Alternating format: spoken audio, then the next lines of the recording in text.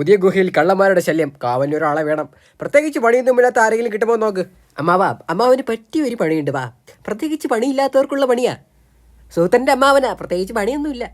ശരി, ഇവിടെ വന്നിരിക്കും. ഞാനില്ലാത്ത സമയത്ത് ഇവിടെ തന്നെ വേണം. അവിടെ ഇരുന്നാൽ പോരാ, ഇവിടെ ഇരിക്കണം.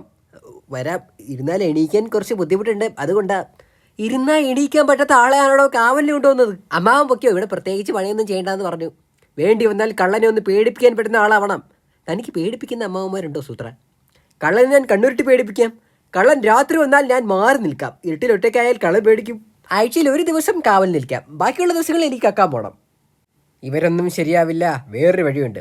ഇവരിൽ ആരെങ്കിലും മതി, ഏത് കള്ളനെ പേടിച്ചോളും. നിങ്ങൾക്കാർക്കാ പ്രത്യേകിച്ച് പണിയൊന്നും ഇല്ലാത്തത്? ഗുഹ അടച്ച കല്ലിനടുത്ത് ഒളിച്ചിരിക്കണം. കള്ളൻ വന്ന് ഗുഹ തുറക്കുമ്പോൾ കാലിൽ ചുറ്റണം. കടീനെ വിളിക്കാം. കള്ളനെ പേടിപ്പിക്കുന്ന വിധം കാണിച്ചു കൊടുക്കണ്ടേ? കള്ളൻ പേടിച്ച് അലറിക്കരയും. വാ ചേട്ടത്തി കാണിച്ചു തരാം. ശരി, കള്ളനെ പോലെ ചെയ്യുന്ന ഗുഹ തുറക്ക്.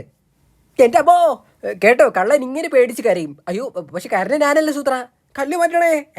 മുതുകത്തേക്കാണോളോ കല്ലുരുട്ടുന്നത്? ദ്രോഹി. ആഹാ, അനിയൻ്റെ മുതുക് ചതച്ചിട്ട് ഇവിടെ താമസിക്കുന്നത് ഞങ്ങൾക്കൊന്ന് കാണണം. 10-12 പാമ്പുണ്ട്. ഇനി ഒരു കള്ളന് ഗുഹയിൽ കയറില്ല ചേട്ടാ.